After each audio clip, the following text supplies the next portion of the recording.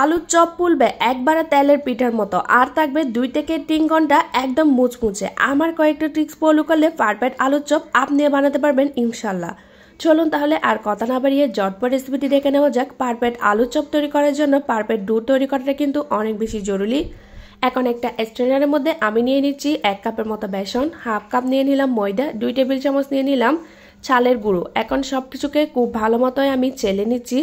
দেন আমি এখানে দিয়ে দিচ্ছি হাফ চামচের মতো আদা বাটা, হাফ চামচ রসুন বাটা, কিছু গুঁড়া মশলা অ্যাড করছি। এখানে দিয়েছি হলুদ গুঁড়া, মরিচের গুঁড়া, ধনিয়া গুঁড়া, ভাজা জিরার গুঁড়া আর হচ্ছে লবণ।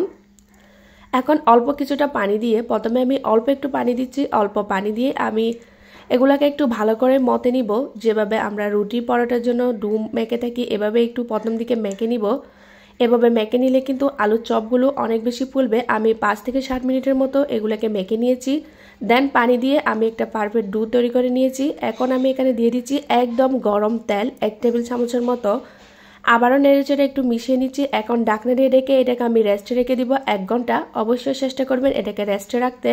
এতে করে আলুর চপগুলো কিন্তু অনেক বেশি ফুলবে কোনো ধরনের বেকিং পাউডার ছাড়া। আমি কিন্তু এখানে কোনো ধরনের বেকিং পাউডার ইউজ করিনি। এখন আমি আলু ভর্তাটা তৈরি করে নিচ্ছি। ভর্তাটা যত বেশি মজা করে বানাবেন আলুর চপগুলো কিন্তু অনেক বেশি মজার হবে। আলুগুলো ভালোভাবে ম্যাশ করে নেবার পর এখন আমি লবণ দিয়ে শুকনো মরিচগুলোকে একটু আধ ভাঙা করে দিচ্ছি। এখন নিয়ে নিচ্ছি আমি কাঁচা পেঁয়াজ, সাথে নিয়ে নিলাম ধনিয়া পাতা কুচি, অল্প একটু সরিষার তেলও দিয়ে দিচ্ছি। আমি যেহেতু চপগুলো সাথে সাথে ভেজে নিব তাই আমি এখানে পেঁয়াজ বেরেস্তাতে ইউজ করিনি, কাঁচা পেঁয়াজ ইউজ করেছি। যদি আপনারা চপগুলো ফ্রোজেন করতে চান অবশ্যই এখানে পেঁয়াজ বেরেস্তাতে ইউজ করবেন। সব কিছু একসঙ্গে খুব ভালোভাবে মাখিয়ে নিচ্ছি। এখন আমি এখান থেকে অল্প অল্প আলুর মিশ্রণ নিয়ে চপের শেপ দিয়ে দিচ্ছি। সবগুলোকে আমি একইভাবে সুন্দর করে বানিয়ে নিলাম। এই যে আমার চপগুলো কিন্তু এখন রেডি। এখন আমি যে বেসনের ডোটা তৈরি করে রেখেছিলাম ওই একটা একটা আলুর চপ দিয়ে আমি বেসনের ডোটা ভালোভাবে কুট করে নিব।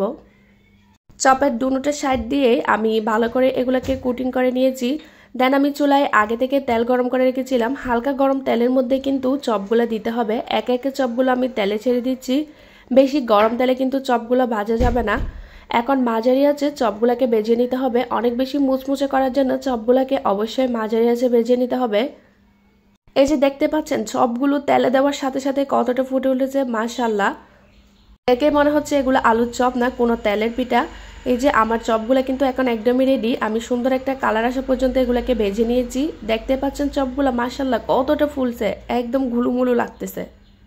চালের গুঁড়া ইউজ করার কারণে কিন্তু চপগুলা অনেকক্ষণ পর্যন্ত মুচমুচে থাকবে। আমার এই রেসিপি ফলো করে আপনি একদিন আলুর চপ বানিয়ে দেখবেন, ইনশাল্লাহ আপনার কাছেও ভালো লাগবে।